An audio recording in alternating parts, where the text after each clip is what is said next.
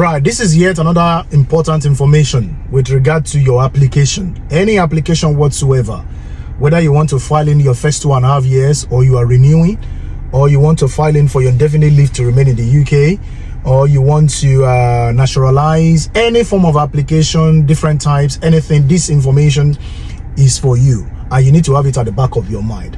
Now, if you have been using the service of your lawyer over the years, take for instance, if you have been on 2.5 years, if you have been on 10 years route, for example, family life as a parent of a British citizen, you understand, you will understand with me that you need to file an application 4 times.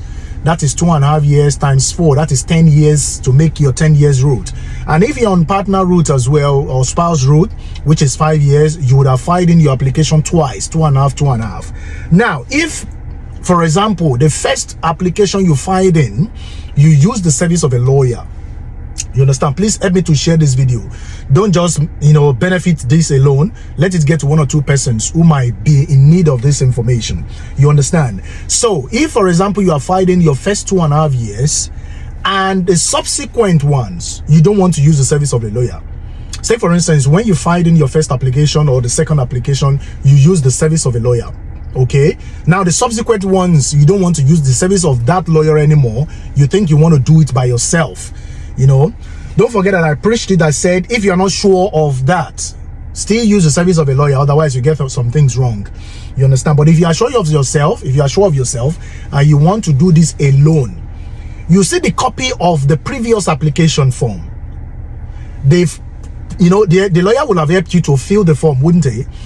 Now you see the copy of that application form, because the one is submit definitely is going to print another one out. That copy of that application, you must have it in possession. You must make sure that copy of that application is in your possession. You know the reason?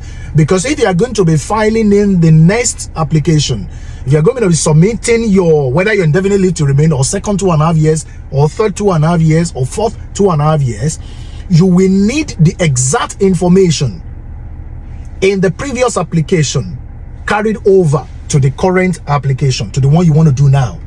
Get it really clear. If you miss pieces of information, if the piece of information in the application you want to fill now is different from the ones you submitted in the past, that is automatic fail. Take for instance, the one your lawyer helped you to file in, you put 23, for example, 23. Now in this one you want to file in, you are putting 27. Contradiction.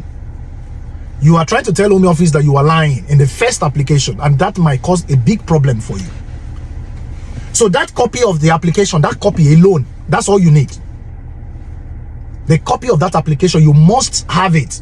Whether you are going to use the service of the lawyer in the future or not, it is your property. You must request for it. And another thing is that you must be a correspondent as well. You must be copied into every correspondence.